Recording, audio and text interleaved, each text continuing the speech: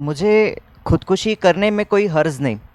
मुझे खुदकुशी करने में कोई हर्ज नहीं, बशर्ते फांसी का फंदा उसकी जुल्फ़ों का हो।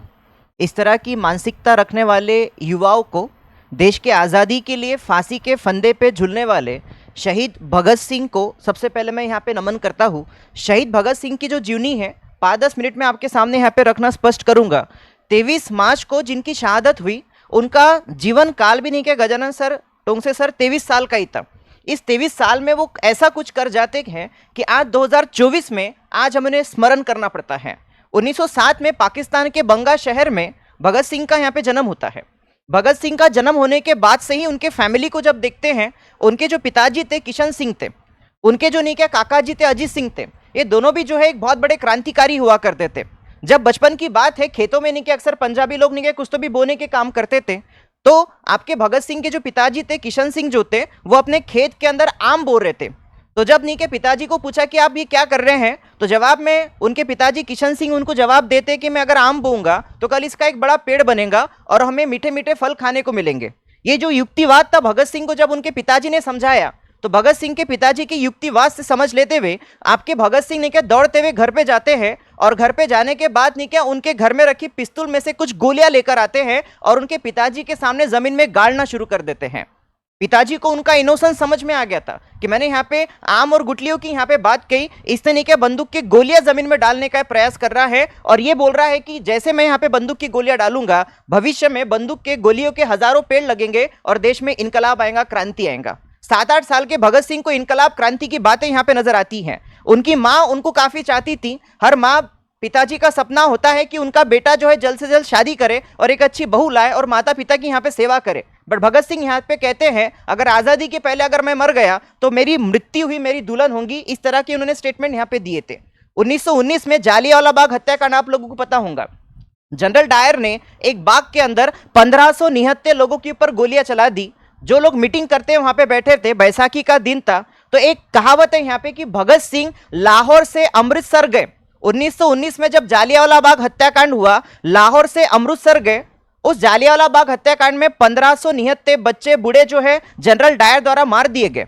उस मैदान के ऊपर नहीं के खून पसीना लथपथ हो चुका था, मिट्टी खून पसीने से यहाँ पे बही थी। तो भगत सिंह जाते हैं उस मैदान पे, पैदल जाते हैं और एक शीशी के अंदर उस मिट्टी को लेकर आते हैं और बोलते हैं कि निश्चित तौर पे एक दिन इस अंग्रेजों का अंत मैं निश्चित तौर पे यहाँ पे करूंगा। कैसे करूंगा उनको पता नहीं थी। एज 12-13 साल की थी। गांधी जी ने जब असहकार असहयोग आंदोलन चालू किया तो इनिशियली भगत सिंह गांधी जी के बहुत बड़े समर्थक थे। उनका पक्का यकीन था कि गांधी जी निश्चित तौर पे देश को आजादी दिला देंगे। बट जैसे जैसे उन्होंने आगे देखा तो उनके कुछ क्रांतिकारी विचारकों के साथ उनका संबंध आया। चंद्रशेखर आजाद के साथ उनका परिचय हुआ, उनके साथ मिलकर उन्होंने काकोरी कट किया और यहाँ पे लाला लाजपत राय जिनका लाठीचार्ज में नीचे स्कॉट ने हत्या कर दी, उसका बदला लेने के लिए उन्होंने सॉन्डर्स की यहाँ पे हत्या की। और जब वो अंडरग्राउंड हो गए थे और उनके विचारधारा लोगों को पता चले तो 1929 के लाहौर असेंबली में जब पब्लिक सेफ्टी और ट्रेड डिस्प्यूट बिल चल रहा था, वहां पे असेंबली में जाके भगत सिंह और उनके सहकारी बम जाके फेंक कर आते हैं। वो आवाज करने वाले बम थे। वो कहते हैं कि ऊंचे जो है उनको वो बहरे हो चुके हैं ब्रिटिशर्स, देश के लोगों की यहाँ पे उनको पीड़ाएं समझ में नहीं आ रही है, तो इन बहरे लोगों को सुनाने के लिए मैंने असेंबली में यहाँ पे बम फेंका है। भगत सिंह चाहते तो अंडरग्राउंड रह के खुद को बचा सकते थे। उनकी मानसिकता ये थी कि हम जो काम कर रहे हैं, देशभक्ति की जो ज्वाला है लोगों तक पहुंचनी चाहिए। 1929 में असेंबली में बम फेंकने के बाद वो खुद को सरेंडर कर देते हैं। सरेंडर करने के बाद ये नारा लगाते कि अगर हम चाहते तो छुपते छुपाते रहते, जिंदगी भर अंग्रेजों के हाथ में नहीं आते। असेंबली में बम फेंकने के आरोप में उनको पकड़ा गया, उनके ऊपर ट्रायल चलाया गया। ट्रायल चलाने के बाद अक्टूबर 1930 की बात है कि उनको 24 मार्च 1931 का डेट जो है फांसी के लिए फाइनल कर दिया गया था। देखिए अक्टूबर 1930 की बात है, अगले साल 24 मार्च 1931 को भगत सिंह को यहाँ पे फांसी दी जाए, इस तरीके का डिसीजन जो है यहाँ पे दे दिया गया। अब भगत सिंह को यहाँ पे जेल में लाया गया। जेल के उनके जो दिन है ना, वाकई में प्रेरणादायी है। आपको शायद जान के हैरानी होंगी, भगत सिंह को जब जेल में भेजा गया, हम लोग यहाँ पे हमारे यूनिवर्सिटी के सिलेबस जो है पढ़ नहीं पाते, 1-2 किताबें हमें ढंग से पढ़नी नहीं होती। इतिहासकार ये लिखते हैं कि भगत सिंह जब जेल में थे उन्होंने 300 किताबें पढ़ ली थी। 300 किताबें भगत सिंह ने पढ़ ली थी। किताब पढ़ने की उनकी भूख इस कदर थी कि उस वक्त लाहौर में जितने भी जेल थे, जितने भी लाइब्रेरीज थे, लिटरली सब जगह जेलर को जाके भगत सिंह के लिए किताबें लानी पड़ती थी। अगर इसको किताबें नहीं दी जाएंगी तो ये फास्ट कर देगा। जेल के अंदर भगत सिंह जो है 64 डेज का यहाँ पे फास्ट रखते हैं। ये फास्ट रखते रखते उनका एक सहकारी था जिसका नाम था जतिन दास, उसकी मृत्यु हो जाती है। जब उपवास रखा जाता था तो जेलर उनको पूछते तुम्हें भूख नहीं लगती, प्यास नहीं लगती? वो बोलते कि ये देश है, इसका पानी मैंने पी लिया है, ये देश है, इसके मिट्टी का अनाज मैंने खा लिया है, अब मैं अमर हो गया हूं, मुझे किसी भूख प्यास की अब कोई संबंध नहीं है। आगे बढ़ते हुए यहाँ पे आपको देखने को मिलता है 24 मार्च 1931 का जब डेट फिक्स हो गया, पूरे देश में एक ज्वाला उमल पड़ी कि भगत सिंह की फांसी को हमको यहाँ पे रद्द करना है। भगत सिंह के चाहने वाले सभी लोग सड़कों पे खड़े होकर नारे लगाने लग गए कि भगत सिंह की फांसी हमको रद्द करनी है। हम लाहौर के सेंट्रल जेल में जाएंगे और जेल में जाने के बाद जेल को तोड़ देंगे और भगत सिंह को वहां से रिहा करके लेके आएंगे। ये डेट निश्चित थी, बट अंग्रेज जो है काफी कुटकरस्तान करने वाले लोग थे। इनको ये पता था कि अगर भगत सिंह को 24 मार्च 1931 को फांसी दी जाएंगी तो सारे पंजाबी सिख कम्युनिटी के जो उनके फॉलोअर्स हैं जेल में घुस जाएंगे और 100-200 अंग्रेजों को मार के भगत सिंह को रिहा कर जाएंगे। अंग्रेज यहाँ पे क्या करते हैं इस बात को आप समझिए। भगत सिंह जो है अपने जीवन के अंतिम दिनों की यहाँ पे बात थी। मार्च महीना चालू हो गया, 1 मार्च 1931 की बात है। भगत सिंह जेलर से रिक्वेस्ट करते कि अब यहाँ से ठीक 24 दिन बाद आप मुझे फांसी दे देंगे, मेरी अंतिम इच्छा है।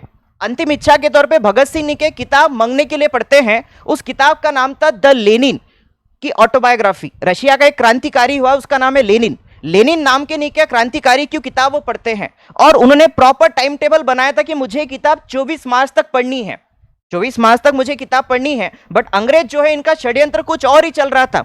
अंग्रेज जो है इनका षड्यंत्र ऐसा था कि भगत सिंह को हम 24 के जगह 23 को ही फांसी दे देंगे। अगर 24 के दिन जो क्रांतिकारी आंदोलन करता अगर जेल पे पहुंचे हम उनको संभाल नहीं पाएंगे, भगत सिंह जो है यहां से रिहा हो जाएंगे। तो भगत सिंह की फांसी का डेट कोर्ट में डिक्लेयर है 24 मार्च 1931, बट उनकी प्लानिंग जो है 23 मार्च को यहां पे कर दी जाती है। और अचानक से भगत सिंह किताब पढ़ रहे हैं, उनके प्लानिंग के हिसाब से लेनिन की किताब 24 मार्च 1931 को खत्म होनी चाहिए थी। जेलर अचानक से उनको नहीं क्या दोपहर के समय लेने आ जाते हैं और बोलते हैं कि आज आपकी फांसी शाम को 7:30 बजे होने वाली है। भगत सिंह बोलते हैं मेरी फांसी तो कल होने वाली थी। भगत सिंह बोले कोई बात नहीं, कोई दिक्कत नहीं, कल से भले आज, ये देश है, देश के लिए मरना ही है, क्या दिक्कत की बात है। एक स्टेटमेंट उनका काफी निके यहाँ पे प्यारा है कि जब निके जेलर उनको लेने आता है तो भगत सिंह बोलते हैं 2 मिनट का समय मुझे दे दो, यहाँ पे एक क्रांतिकारी दूसरे क्रांतिकारी से मिल रहा है। मतलब अपने जीवन के अंतिम दिनों में भी वो एक पुस्तक पढ़ रहे थे लेनिन नाम के एक क्रांतिकारी की कि मैं किताब के माध्यम से एक दूसरे क्रांतिकारी से मुलाकात कर रहा हूँ। कल आप मुझे फांसी देने वाले थे, मेरे कुछ पन्ने पढ़ने बाकी रह गए थे, मुझे उस पन्ने को पढ़ने का आप थोड़ा समय दीजिए। भगत सिंह वो किताब खत्म करते हैं, 7:31 को उनके फांसी का समय जो यहाँ पे तय होता है। भगत सिंह बोलते हैं कि मेरी और दूसरी इच्छा है, जब मुझे फांसी दी जाएंगी उसके पहले मेरे जितने भी सहकारी हैं, आपको यहाँ पे राजगुरु दिख रहे हैं, सुखदेव जी दिख रहे हैं, इनके साथ उनको फांसी दी जाने वाली थी। फांसी के कुछ मिनटों पहले मुझे नहीं क्या यहाँ पे उनसे मुलाकात करने का समय दिया जाए। मुलाकात करने के बाद मैं खुशी खुशी फांसी पे चढ़ना चाहूंगा। और दूसरी रिक्वेस्ट उन्होंने की थी कि जब मुझे फांसी दी जाएंगी, जब मुझे फांसी दी जाएंगी तो मेरे मुंह के ऊपर काला कपड़ा आप मत बांधिएगा और मेरे हाथ को नहीं क्या आप रस्सी से मत बांधिएगा। ऐसी शर्तें भगत सिंह ने रखी थी, बट अंग्रेज जो है इस बात को नहीं मानते हैं। अब यहाँ पे बड़े मजे की बात है, देखिए यहाँ पे भगत सिंह को यहाँ पे फांसी के जो स्टैंड थे उसके ऊपर ले जाया जा रहा है। एकदम लिटरली वहां के जो अंग्रेज थे उनकी रूह कांप रही है कि कोई दंगे करने वाले अगर सिख कम्युनिटी के लोग यहाँ पे आ गए, जेल तोड़ के भगत सिंह को तोड़ के लेके जाएंगे। उनके मन में डर है कि यहाँ पे पूरे उनके समर्थक ना आ जाए। और भगत सिंह उनके तीनों मित्र जो है खुशी खुशी फांसी के फंदे पर चढ़ने के लिए यहाँ पे रेडी हो गए। अब यहाँ पे जैसे जैसे नहीं क्या स्टैंड के ऊपर पायरियों के ऊपर चढ़ रहे हैं, इनकलाब जिंदाबाद, भारत माता की जय, इतने प्यार से इतने प्रेम से वो नारे लगा रहे हैं जैसे कॉलेज की किसी गैदरिंग में वो नारे लगा रहे हैं। इतनी खुशी उनके चेहरे के ऊपर है, वो देखकर ही शायद नहीं कि अंग्रेज डर रहे हैं। और इनको जब सजा देने वाला ये महसूस करता है कि उनकी सजा से सामने वाला डर ही नहीं रहा है ना, तो सजा देने वाला डरता है। इससे तो कोई फर्क नहीं पड़ रहा। भगत सिंह भारत जिंदाबाद, इनकलाब जिंदाबाद के यहाँ पे नारे लगा रहे हैं और उनकी इसके पीछे की मानसिकता ये थी कि वो अपने चेहरे के ऊपर जो काला कपड़ा था वो इसलिए नहीं लगाना चाहते थे, वो अंग्रेजों को बताना चाहते थे कि आप भले ही मुझे फांसी दे रहे हैं, बट जब तक आप मुझे फांसी देते हुए तड़पते हुए देखेंगे, मेरे होठ के ऊपर भारत माता की जय, इनकलाब जिंदाबाद, यही नारा आप सुनेंगे। और वो नारा अंग्रेजों को नहीं देखना था। ये भगत सिंह की मानसिकता कि आप देख लो, आपके फांसी से, आपके फांसी के फंदे से, आपके शासन के, आपके हुकूमत से मैं नहीं डरता। आप आखिरी क्षण तक मुझे देखेंगे, मेरे जुबान के ऊपर इनकलाब जिंदाबाद का ही नारा रहेगा। अंग्रेज सहन नहीं कर पाए, अंग्रेजों ने उनके शक्ल के ऊपर, उनके सूरत के ऊपर काला कपड़ा डाला, उनके हाथ को रस्सी से बांध दिया और उनको काफी बुरी तरीके से यहां पे फांसी दी गई। भगत सिंह के मामले में इतना डर था सर यहां पे कि भगत सिंह को फांसी दे दी गई। लिटरली घबरा रहे थे कि वाकई में सच में आदमी मर गया क्या। जब उनको फांसी के फंदे से निकाला गया तो लिटरली 2-3 बार उनके नीचे शरीर को चेक किया गया, क्या वाकई में मर चुका है क्या। 1-2 घंटे तक वो चेक करते रहे कि वाकई में व्यक्ति मर गया, क्या इनका षड्यंत्र तो नहीं है। क्योंकि जब डेड बॉडीज बन जाएंगी तो उसको बाहर ले जाया जाएगा। यहां तक उनके दिमाग में चर्चा चल रही थी कि कहीं ये डेड बॉडी बन के बाहर चले जाओ, यहां से भाग ना जाए। 1-2 घंटे तक उन्होंने डेड बॉडीज को विसर्जन के लिए या फिर अंतिम संस्कार के लिए बाहर नहीं लेके गए, चेकिंग चलती रही। और इतना डर था कि वो लाहौर जो है वो एक रावी नदी के तट के ऊपर है। रावी नदी के तट के ऊपर एक बदनाम सा स्मशान घाट था। उस स्मशान घाट के ऊपर जाके इतिहासकार यहां तक लिखते हैं कि भगत सिंह का जो पार्थिव शरीर था उसके अलग अलग टुकड़े कर दिए गए, और टुकड़े करने के बाद भगत सिंह के पार्थिव शरीर को एक पोते के अंदर भर के लाश बना के जला दिया गया, ताकि अगले दिन उनके पार्थिव शरीर को अंतिम संस्कार करने का मौका उनके परिवार को भी ना दे।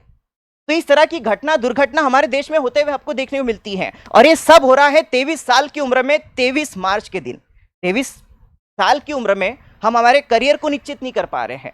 हम ये नहीं तय कर पा रहे कि हमारे जीवन की दिशा दशा क्या होनी चाहिए। और आज 2024 में 23 साल की उम्र में उन्होंने जो कुछ भी कर दिया, उनको समझने के लिए इतिहासकार इतिहास लिखते हैं। ये इतिहास बताना इसलिए ज़रूरी है क्योंकि इतिहासकार एक बहुत अच्छी बात बोलते हैं कि जो इतिहास नहीं पढ़ता वो इतिहास कभी नहीं बना सकता। तो इस 23 साल के उनके कंट्रीब्यूशन को आज 23 मार्च को मैं यहाँ पे नमन करता हूँ। बट आज की हमारे देश की वास्तविकता क्या है, इसको भी आपके समझ यहाँ रखना चाहूँगा और आपसे रुखसत लूँगा कि कुछ नोटों के लिए मर गए, कुछ वोटों के लिए मर गए, कुछ जात पात नाम के लिए मर गए, तो कुछ 2 गज जमीन के लिए मर गए। होते आज वीर भगत सिंह तो कहते राजगुरु से, हम भी किन बेवकूफ़ों के लिए मर गए, हम भी किन बेवकूफ़ों के लिए मर गए। बहुत बहुत शुक्रिया।